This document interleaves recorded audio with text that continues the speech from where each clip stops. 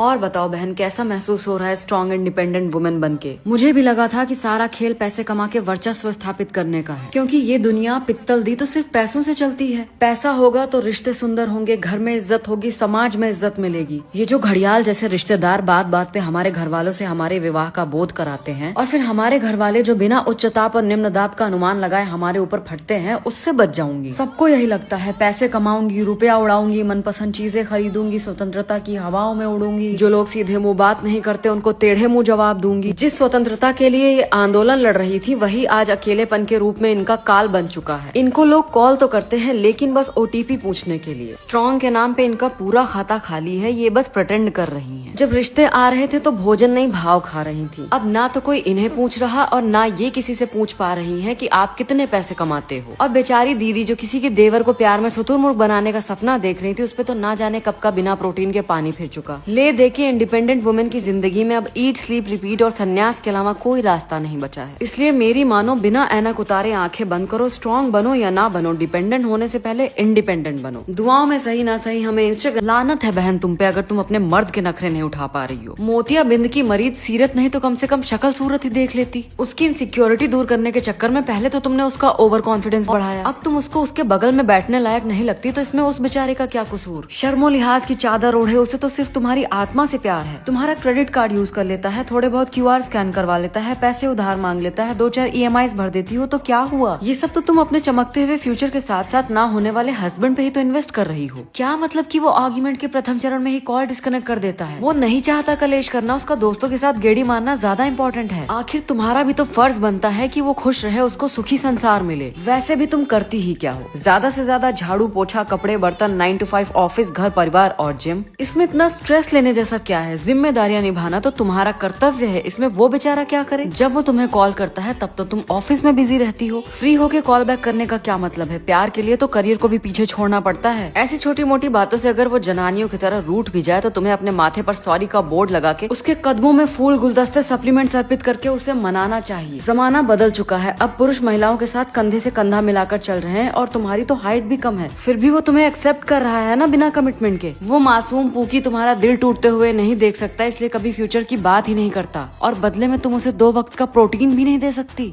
पार वाली दुनिया सिर्फ तारीफों से भरी मिलेगी। एक तो तुम आई लव यू 2 से ज्यादा उसकी लाइफ में कोई रोल नहीं प्ले करते, उसके बाद भी तुम्हें घमंड है कि वो जाएगी कहाँ। कितने शर्म की बात है कि तुम्हारे होते हुए भी उसको चैट जीपीटी की बाहों में रोना पड़ रहा है। वो अपनी जिंदगी के इतने उबड़ खाबड़ रास्ते बिना गूगल मैप के अकेले तय करते आई है, और तुम्हें लग रहा है कि उसे तुम्हारे मार्गदर्शन की जरूरत है। मान लिया कि तुम फला कारण से उसके भविष्य के कलश में दीपक नहीं जला सकते, तो काहे बिना मतलब के टॉर्च मारे पड़े हो? रही बात रोका टाकी की, कहाँ उठे, कैसे बैठे, किन